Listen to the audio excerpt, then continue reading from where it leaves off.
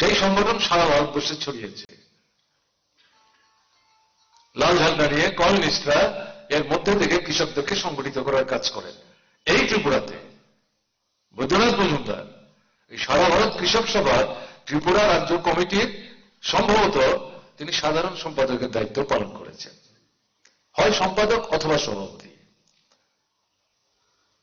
এই Baidyanath Majumdar CITU, centre of Indian trade union, 1970 সালে এই সংগঠনের পুনরাবর্তন হয় কলকাতায় মহাসম্মেলনের মধ্য দিয়ে। পরবর্তী সময়ে বৈদ্যনাথ মজুমদার এই সংগঠনের ত্রিপুরা রাজ্য কমিটির সভাপতি হন। এই বৈদ্যনাথ মজুমদার 1978 সাল থেকে ত্রিপুরায় প্রথম বামফ্রন্ট সরকার, প্রথম দিন থেকে এই সরকারের মন্ত্রিত্বের দায়িত্ব পালন করেন 15 বছর। বৈদ্যনাথ মজুমদার কিন্তু মন্ত্রী হওয়ার আগে বেশ কয়েকবার এই কৈলাসহরে নির্বাচনে প্রতিনিধিত্ব করেছেন এবং পরাজিত হয়েছেন। বারবারই যখন তাকে দাঁড় করানো হয় তিনি বলছেন, আমাকে নিয়ে আপনারা কেন টানা হেঁচড়া করছেন, আমাকে তো জেতাতে পারছেন না, অন্য কাউকে খুঁজুন না। পার্টি বারবারই বলতো তুমি আমাদের মুখ। পার্টি সিদ্ধান্ত না করতেন না, কিন্তু তাকে এমএলএ হতে হবে। তখন তো সরকার, মন্ত্রিসভার মন্ত্রী, এগুলো তো স্বপ্নেই আসে না। এটা তার কোনো আগ্রহ ছিল না। পার্টি সিদ্ধান্ত, সাধারণ লড়াই তার উচ্চতর পর্যায়ে হচ্ছে ভোটের লড়াই। কাজে তিনি ওটাকে লড়াই দেখতেন, উচ্চতর শ্রেণী সংগ্রামের একটা বহিঃপ্রকাশ। পার্টি সিদ্ধান্ত করেছে দাঁড়াবো, হেরে যেতেন, তার জন্য তার কোনো অন্তর্দাহ ছিল না। আমি দাঁড়ালাম, বারবার হেরে যাচ্ছি, এর জন্য কোনো দুঃখ নাই। লড়াইয়ে এগোনো আছে, লড়াইয়ের পেছনে আছে। একজন কমিউনিস্ট হিসেবে এই যে বোধ, এই যে উপলব্ধি, এটা নিয়েই তিনি ভোটের লড়াইয়ে দেখতেন। আরো অদ্ভুত হচ্ছে, যার কাছে পরাস্ত হতেন তিনি ছিলেন তার শিক্ষক মনীন্দ্র ভৌমিক। একসময় কংগ্রেস শাসিত ত্রিপুরার বিধানসভার স্পিকার ছিলেন। পরাস্ত হতেন, তার সঙ্গে ভোট গণাগণি হতো। বেরিয়ে আসবার জন্য এই মনীন্দ্র ভৌমিকের দুপা ধরে প্রণাম করে ফিরতেন। যখন জিজ্ঞেস করতো তার কাছে হাল হয়ে আপনি তাকে প্রণাম করছেন, তিনি আমার শিক্ষক। রাজনীতির লড়াই, তাতে কি হলো? এই হচ্ছে বৈদ্যনাথ মজুমদার। বিশেষ করে নতুন প্রজন্মের যারা, আমি তাদেরকে বলবো, কি শিখবো আমরা? তাহলে আমি যেটা বলছিলাম, 68 সাল থেকে তার সাথে আমাদের যোগাযোগ কি করে হলো, এটা সেও লড়াইয়ের কাহিনী। লেভির জুলুম চলছে ত্রিপুরায়, কমিউনিস্ট পার্টি সেই সময়ে লড়াই করছে। সোনাইমুড়িতে, এখন যেটা ফটিকরায় করেছে, আগে কৈলাসহর ছিল, সেখানে লেভির দান আদায় করতে গিয়ে গ্রামের কৃষকের সাথে সরকারের পুলিশের সংঘর্ষ হয়। সংঘর্ষ মানে কি, তারা প্রতিবাদ করে, তারা আক্রমণ করে। তাতে রবীন্দ্র মালাকার খুন হয়ে যান। সে ভাত চাষিও ছিল না, তার নিজের কোনো জায়গা জমি নেই। কোন একজন হয়তো বড় কৃষক তার জমিতে কাজ করতো, তাকে ছোট্ট একটা জায়গা দিয়ে ঘরটর তৈরি করে থাকবার সুযোগ করে দিয়েছে। তার বাড়িতে আমরা গেছি, সেটাও মাঠের মধ্যেই, ফসলের জমিতেই, আমার এখনো মনে আছে। তাকে পুলিশ বুট দিয়ে তার বুককে চেপে ধরে এবং এতে করে রক্ত বমি করতে করতে সে মারা যায়। শচীন্দ্রলাল সিংহ তখন মুখ্যমন্ত্রী, নৃপেন চক্রবর্তী এবং তৎকালীন কংগ্রেস থেকে বেরিয়ে গিয়ে সুকুমার সেনগুপ্ত আলাদা দল তৈরি করেছেন। ত্রিপুরা কংগ্রেস বা এরকম কিছু একটা নাম হলেও হতে পারে। তারা দুজন আসলেন এখানকার গ্রামের মানুষ নিয়ে রবীন্দ্র মালাকারের হত্যার প্রতিবাদে তারা প্রতিবাদ মিছিল করলেন। তখন কিন্তু পত্রপত্রিকা আজকের মতো ছিল না, কোথায় টিভি, তখন তো টিভি নাই। রেডিও মানে একটা পাড়া নাই, এমনকি গোটা গ্রামের মধ্যে হয়তো কোন একজনের বাড়িতে একটা রেডিও, তার মানে তো বিশাল ব্যাপার। স্বাভাবিক এই সমস্ত খবর টবর পাওয়া খুব কঠিন। আমরা তখন ছাত্র আন্দোলনে যুক্ত হয়েছি, সেই সময়ে অনেকগুলো ছাত্র সংগঠন মিলে আমরা ত্রিপুরা বন্ধ ডাকলাম এটার প্রতিবাদে, লেভি জুলুমের প্রতিবাদে, এই কৃষকটা হত্যার প্রতিবাদে। সেখান থেকে আগরতলা শহরে চাঁদা টাদা তুললাম, আমরা এই পরিবারটাকে সাহায্য করব। কৈলাস শহরে তো কোনোদিন আসেনি, নাম শুনেছি, জায়গাটা কিরকম। তখন নৃপেন চক্রবর্তীর সাহায্য আমরা চাইলাম, তিনি তখন পার্টির সেক্রেটারি। সেই সময় কমিউনিস্ট পার্টির সাথে এটা মানে যাতায়াত শুরু হয়েছে। আমি তখনও কমিউনিস্ট পার্টির মেম্বার হইনি, আমি তো মেম্বারশিপ পেয়েছি 1969 সালে, তখন আমি পার্টির মেম্বার না 68 সালে, এলএলবি কলেজে পড়ি। নৃপেন্দ্র বললেন, সমস্ত ব্যবস্থা করে দিলেন। তখন বৈদ্যনাথ মজুমদারের নাম শুনলাম, এর আগে কিন্তু নামও জানতাম না। কৈলাসর যাবে, বদ্রীনাথের সঙ্গে দেখা করবে, উনি বৈদ্যনাথ বলতেন না, বদ্রীনাথ। তার যে এরপরে যে মজুমদার আছে এটা আমি জানতাম না, বদ্রীনাথই জানতাম। তখনই আমার মনে খটকা, বদ্রীও একটা টাইটেল, নাথও একটা টাইটেল, তারপরে দেখলাম মজুমদার। আমার মাথায় প্রশ্নটা, একটা লোকের তিনটা করে কি করে টাইটেল হয়, বদ্র একটা, নাথ একটা, মজুমদার একটা, পরে সবটা মানে দূর হলো। যাই হোক, আমি বললাম এটা। আমরা এখানে আসলাম, এই যে মেয়েদের যে স্কুলটা তার উল্টো দিকে তার বাড়ি। সন্ধ্যার সময় এসে আমরা পৌঁছেছি, উনি অপেক্ষা করছেন আমাদের জন্য। শুনলেন আমাদের কথা, চা বিস্কিট খাওয়ালেন। আমার এখনো মনে আছে, কুকিজ বিস্কিট, তখন কুকিজ এটাকে আমরা খরম বিস্কিট বলতাম। বাস গাড়িকে যেমন আমরা মুড়ির টিন বলতাম, কেন?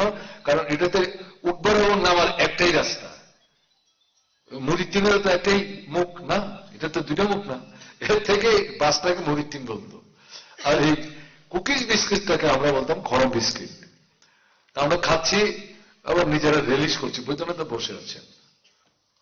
তখন থেকে দেখছিলাম তিনি প্রচন্ড স্মোকিং করেন, বেশি দামি সিগারেট না, 4 মিনার। কথাবার্তা হলো, কি করে আমরা সোনাই নদীতে যাব। তখন কৈলাসহর কলেজের যে ছাত্র সংসদ, সম্ভবত মনিবেন, তিনি জেনারেল সেক্রেটারি আর ভাইস প্রেসিডেন্ট সিপিআই এর একজন সেক্রেটারি, যিনি তিনি কলেজের হোস্টেলে থাকেন। বলছে তাদের সঙ্গে কথাবার্তা হয়েছে, তোমাদের নিয়ে যাবে, তারা সমস্ত ব্যবস্থা করবে, তোমরা যাবে। ঠিক আছে। সেই সময় কিন্তু কমিউনিস্ট পার্টির অফিসও যায়নি, দেখিনি অফিসটা কিরকম, আমাদের সময় নাই। পরদিন আমাদের নিয়ে গেল ওখানে, সেখানে গিয়ে গ্রামের মানুষের সঙ্গে কথাবার্তা, রবীন্দ্র মালাকারের বাড়িতে আমরা গেলাম। তার স্ত্রীর হাতে আমরা যে টাকা পয়সা সংগ্রহ করে এনেছিলাম আমরা তুলে দিলাম। আমাদের মধ্যে যে দুজন বয়োজ্যেষ্ঠ ছিলেন, মধুসূদন দাস, তিনি পরে কংগ্রেস হয়েছিলেন, এমএলএ হয়েছিলেন, কিন্তু কলেজের ছাত্র সংসদ নির্বাচনে তিনি কোনোদিনই জিততে পারেননি, কিন্তু এমএলএ নির্বাচনে জিতে গেছেন। আর হরিবর চক্রবর্তী বলে আমাদের হোমিওপ্যাথিক ডাক্তার ছিলেন, তিনি তখন ছাত্র আন্দোলন করতেন। তারা দুজনে আমাদের মধ্যে একটু বয়োজ্যেষ্ঠ ছিলেন, তাদেরকে দিয়ে বললাম টাকাটা দিন। এখন রবীন্দ্র মালাকারের মা তাকে যখন টাকাটা দেওয়ার চেষ্টা করে, বলল না আমার ছেলের বউর কাছে দাও, তখন জানলাম যে রবীন্দ্র মালাকার বিবাহিত ছিল। বলে সে কোথায়? বলে ওই যে ঘরে। আমি ঘটনাটা বলছি, এটা তাৎপর্যমণ্ডিত ঘটনা। তখন আমরা দেখছি তো ছোট ঘর, তো দুচলা ঘর, বাঁশ দিয়ে তৈরি করা দরজা। ও দেখছে বাড়িতে যে লোকজন এসে দেখছে, হয়তো আগে অনেক লোক গেছে, ওখানে সে ভেতরে দাঁড়িয়ে আগ চিবাচ্ছে। কুইশার কুইশার হাত বললে আবার অনেকে বুঝবেন না হয়তো, কুইশার খাচ্ছে।